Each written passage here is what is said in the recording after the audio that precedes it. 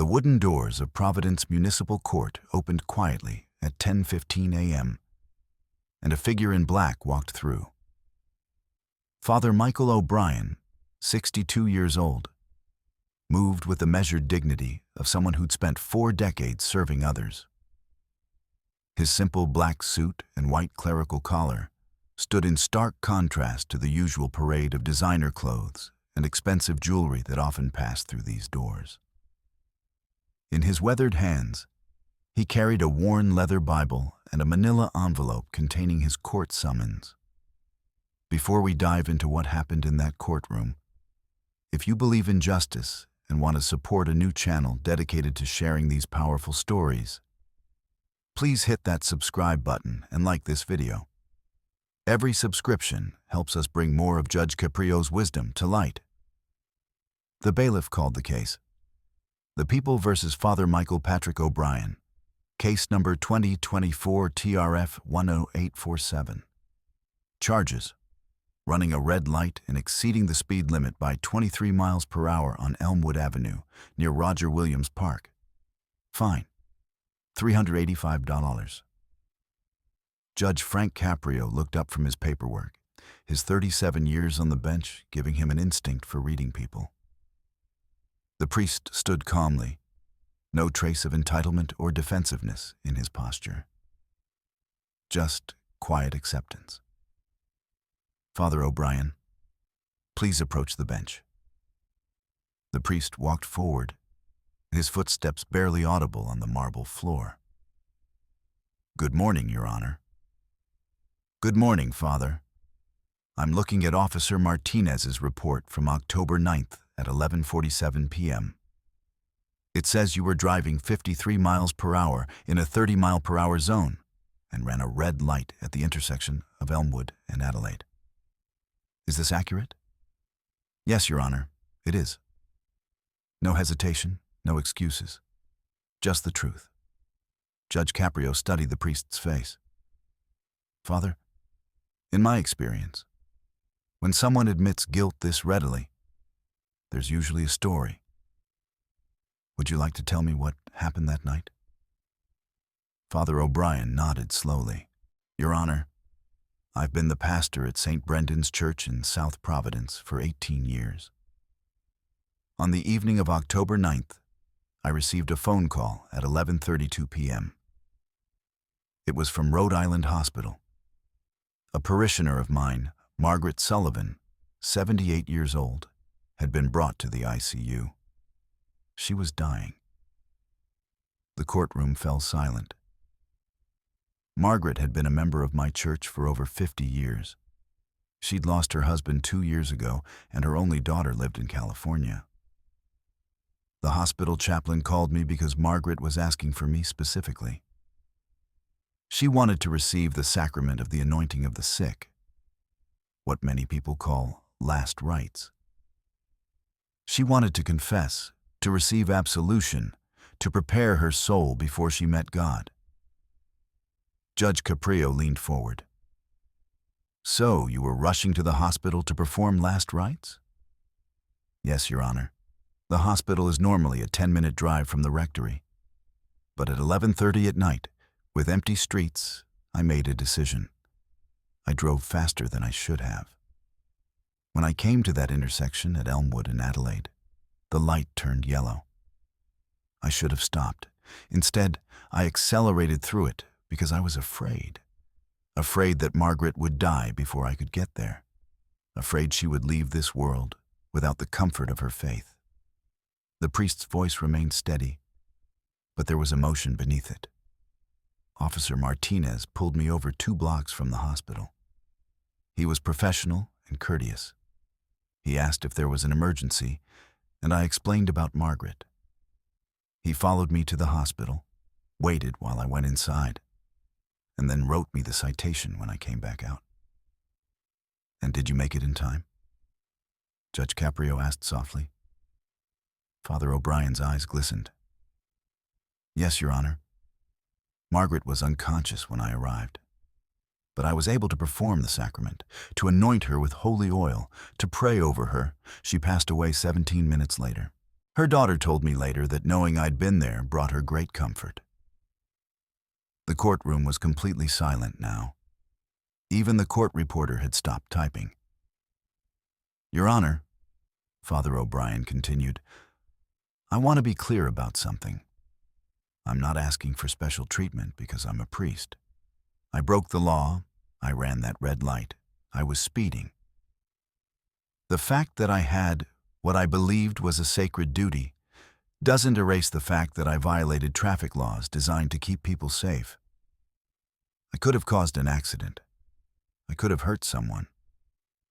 That Margaret was dying doesn't make it right. It only explains why I made the choice I did." Judge Caprio removed his glasses, studying the priest carefully. "Father, you're not asking for leniency?"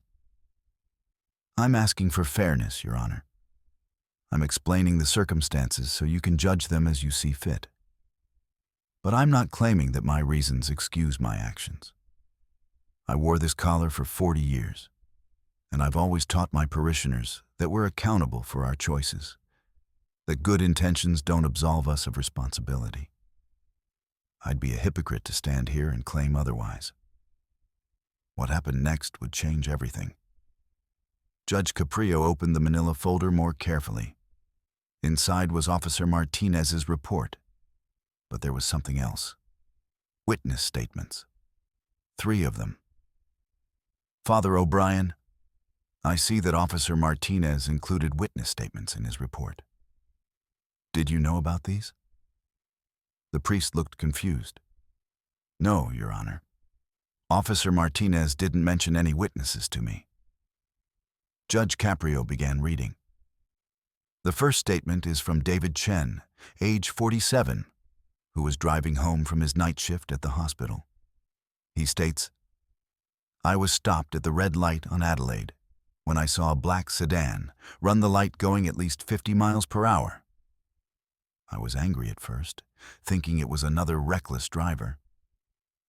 But then I saw it had a small cross hanging from the rearview mirror. The car went straight to Rhode Island Hospital and parked in the emergency zone. I saw an older man in priest's clothing get out and rush inside. Whatever emergency he was responding to must have been serious." The judge looked up. "Mr. Chen actually followed you to the hospital to make sure you were going to a genuine emergency, Father. He waited in the parking lot and gave his statement to Officer Martinez." Father O'Brien looked stunned. "I had no idea." "There's more," Judge Caprio continued. The second statement is from Jennifer Washington, age 31, a nurse finishing her shift. She writes, "I was walking to my car when I saw Father O'Brien rush into the ER. I know him from St. Brendan's. He baptized my daughter 3 years ago. I went inside and learned he was there for Mrs. Sullivan. I was actually Margaret's nurse earlier that evening. She'd been asking for Father O'Brien repeatedly, saying she couldn't die without seeing him. The family had been trying to reach him. When he arrived, you could see the relief on their faces." The priest's eyes filled with tears now. He'd had no idea these people had spoken up for him. Judge Caprio picked up the third statement. And this one is from Officer Luis Martinez himself. He writes, "I've been a police officer for 11 years. When I pulled over Father O'Brien, he was apologetic and cooperative. He explained about the dying parishioner without making excuses. I followed him to the hospital because I needed to verify his story. What I witnessed there stayed with me. I watched this priest spend over an hour with a dying woman and her family, providing comfort in their darkest moment. After Mrs. Sullivan passed, he stayed another 40 minutes consoling her family. When he finally came out, he was exhausted and grieving.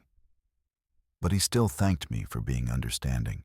I wrote him the citation because that's my job.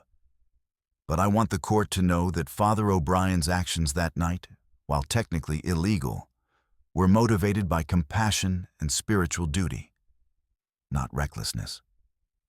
If Judge Caprio's compassion moves you like it moves millions of others, show your support by subscribing to our channel. We're just starting out, and your subscription means everything. The courtroom erupted in whispers. Father O'Brien stood with his head bowed, overwhelmed by the kindness of these witnesses who'd gone out of their way to defend him. Judge Caprio set down the papers and looked at the priest for a long moment. When he spoke, his voice carried the weight of his 37 years of wisdom. Father O'Brien, I want to tell you something. In my decades on this bench, I've seen every kind of person stand where you're standing. I've seen wealthy people try to buy their way out of tickets. I've seen entitled people demand special treatment. I've seen people lie, make excuses, blame others. You did none of those things. You stood here, admitted your guilt, took full responsibility, and asked only for fairness. The judge paused. The law is clear. You ran a red light. You were speeding. Those are violations that carry fines because they're designed to prevent accidents and save lives. You yourself acknowledge that your actions, while well-intentioned, could have resulted in tragedy if another car had been at that intersection. Father O'Brien nodded. Yes, Your Honor, I understand. However, Judge Caprio continued, the law also allows judges to consider circumstances and context. It allows us to look at the totality of a situation, not just the violation, but the reason, the intent, and the character of the person before us. 3 witnesses came forward to vouch for you, not because you asked them to, but because they believed your actions that night, while technically criminal, were fundamentally decent. The judge looked directly at Father O'Brien. You rushed to the bedside of a dying woman who needed her priest. You risked a ticket, risked standing here before me, because you believed your spiritual duty to Margaret Sullivan outweighed the legal consequences you might face. That's not recklessness, Father. That's sacrifice.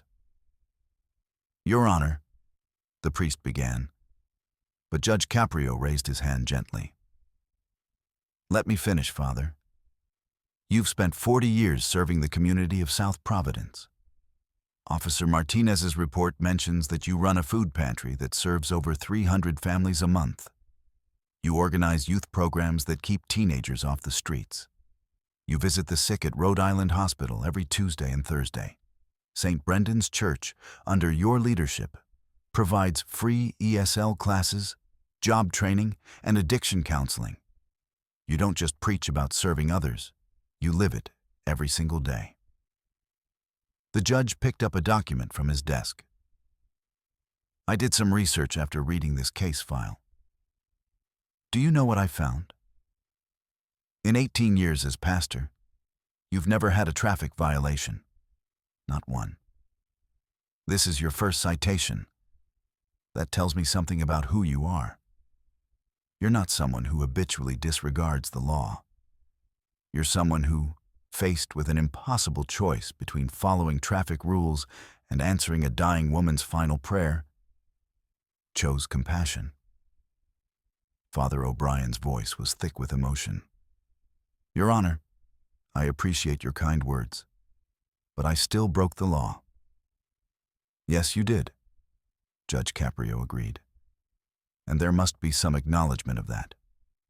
The law exists to protect all of us, and even sacred duties don't give us unlimited license to endanger others.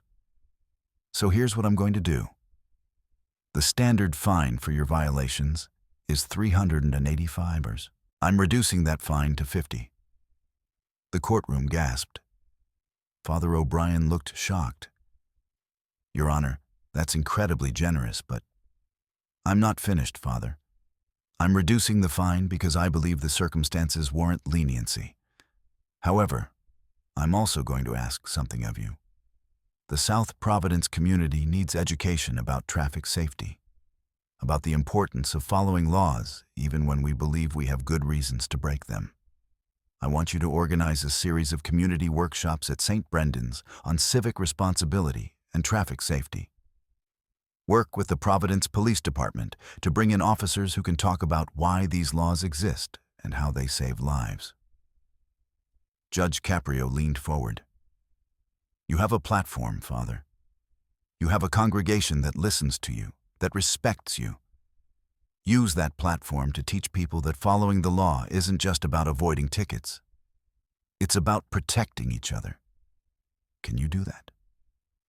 Father O'Brien nodded, his voice barely steady. Yes, Your Honor. I absolutely can. And I want to. This experience has taught me something important. I thought I was choosing between obeying traffic laws and fulfilling my sacred duty, but that's a false choice. I should have called 911, explained the situation, and asked for a police escort to the hospital. That would have been both legal and effective. That's wisdom speaking, Judge Caprio said approvingly. And that's exactly the kind of lesson your community needs to hear. Good intentions don't exempt us from responsibility, but they can teach us to find better solutions next time. The judge pulled out his own wallet, something he rarely did in court. Father, I'm going to pay your $50 fine myself. The courtroom fell silent. Father O'Brien's eyes widened. Your Honor, you can't. I can, and I am. You spend your life serving people who have nothing. St. Brendan's operates on donations from one of the poorest parishes in Providence. Every dollar you have goes to feeding the hungry, clothing the poor, counseling the broken. I'm not going to take money from that mission because you answered a dying woman's prayer. Judge Caprio handed 3 $20 bills to the bailiff. Apply this to Father O'Brien's fine. The case is closed. Father O'Brien stood there, tears streaming down his face now. Your Honor, I don't know what to say. Say that you'll keep doing what you're doing, Father. Say that you'll organize those safety workshops. Say that you'll continue being a light in South Providence. Judge Caprio smiled gently. And maybe say a prayer for all of us in this courtroom who are trying our best to balance law and mercy, justice and compassion. I will, Your Honor. I absolutely will. And I'll pray for you specifically, for wisdom in your decisions, for strength in your duties, and for the blessing of knowing that what you did here today was an act of grace. As Father O'Brien turned to leave, still clutching his Bible, the courtroom erupted in applause. It started with one person in the gallery, a woman who recognized the priest from St. Brendan's, and spread until even the bailiff was clapping. But the story didn't end there. That evening, a local news station ran a segment about Father O'Brien's case. The reporter, Emily Santos, had been in the courtroom that morning. Her segment, titled "When Faith Meets Justice," featured interviews with the 3 witnesses and footage of St. Brendan's community programs. Within 2 days, the story had gone viral, viewed over 5 million times. The response was overwhelming. Donations poured into St. Brendan's food pantry from across the country, over $150,000 in just 1 week. People sent letters thanking Judge Caprio for showing that judges could be both firm and compassionate. Others wrote to Father O'Brien, sharing their own stories of rushing to be with dying loved ones. True to his word, Father O'Brien organized the traffic safety workshops. He worked with the Providence Police Department to create a 6-week program held every Sunday after Mass. Officer Martinez, the same officer who'd written the citation, became the primary instructor. The workshops were powerful. Father O'Brien stood before his congregation and told them about his violation, about his court appearance, about Judge Caprio's decision. I thought I had to choose between law and love, he told them. But Judge Caprio taught me that real wisdom finds a way to honor both.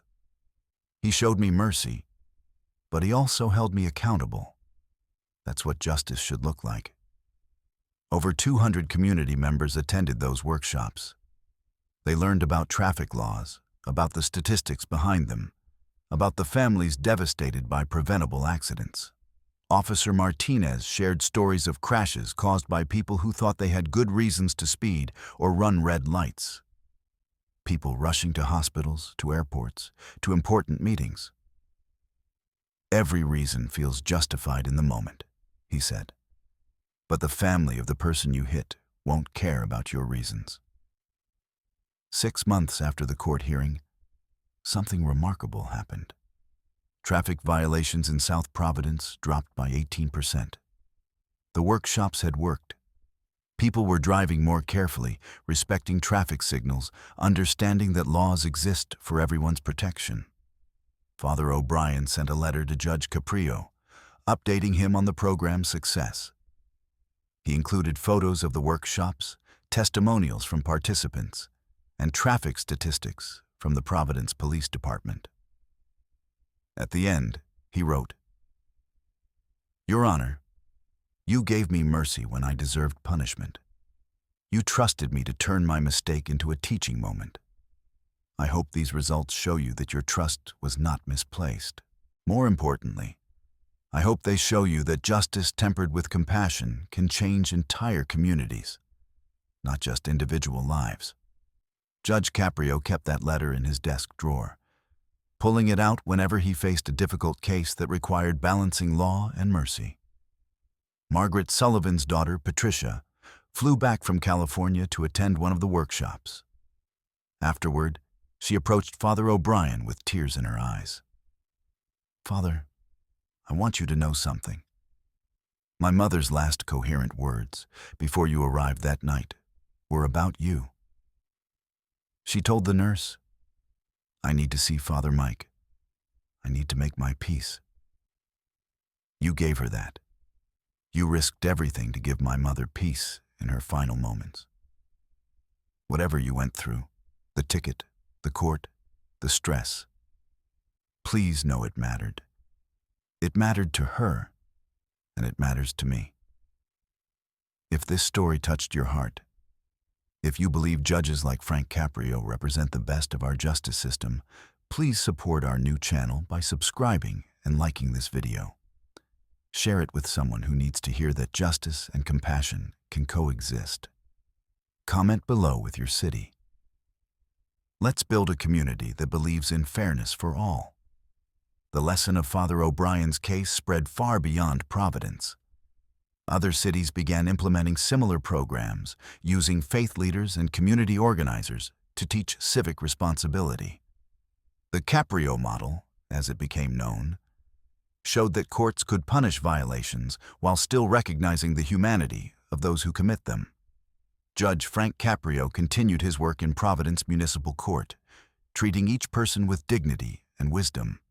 He never spoke publicly about paying Father O'Brien's fine, considering it a private act between two men who understood that sometimes mercy is the highest form of justice. Father O'Brien continued serving St. Brendan's Parish for another decade before retiring at age 72. When he finally stepped down, the community held a massive celebration. Officer Martinez attended, bringing with him a framed copy of the citation he'd written that October night, now signed by both men and by Judge Caprio, with a simple inscription: "When duty meets mercy, humanity wins." The story of that October night became a teaching tool in law schools and seminaries alike. It demonstrated that rules exist to serve people, not to punish them. That compassion isn't weakness, it's wisdom. That judges can be both fair and kind, strict and understanding. Margaret Sullivan's last rites became more than a personal moment between a priest and a dying parishioner. They became a reminder that some things, faith, love, human dignity, transcend the rigid application of law. And that the best judges, like the best priests, understand when to apply the letter of the law and when to apply its spirit. Years later, when Judge Caprio reflected on his most memorable cases, Father O'Brien's always stood out. "That case taught me something I thought I already knew," he said. It reminded me that the courtroom is the great equalizer, not just in holding the powerful accountable, but in lifting up the good people who stumble. Father O'Brien didn't need to be taught a lesson. He needed to be reminded that even our most sacred duties don't exempt us from responsibility, but they do reveal our character. And sometimes, that character deserves recognition, not just punishment. In the end, justice was served, not through rigid application of fines and penalties, but through understanding that humans are complex, that circumstances matter, and that the best legal outcomes are the ones that make communities stronger, not just individuals poorer. Father O'Brien's $385 traffic violation became a $50 fine paid by a judge. 6 months of community workshops attended by hundreds, an 18% reduction in traffic violations, and a reminder to thousands of people that compassion isn't an exception to justice. It's the purpose of it. That's not just good law. That's humanity at its finest.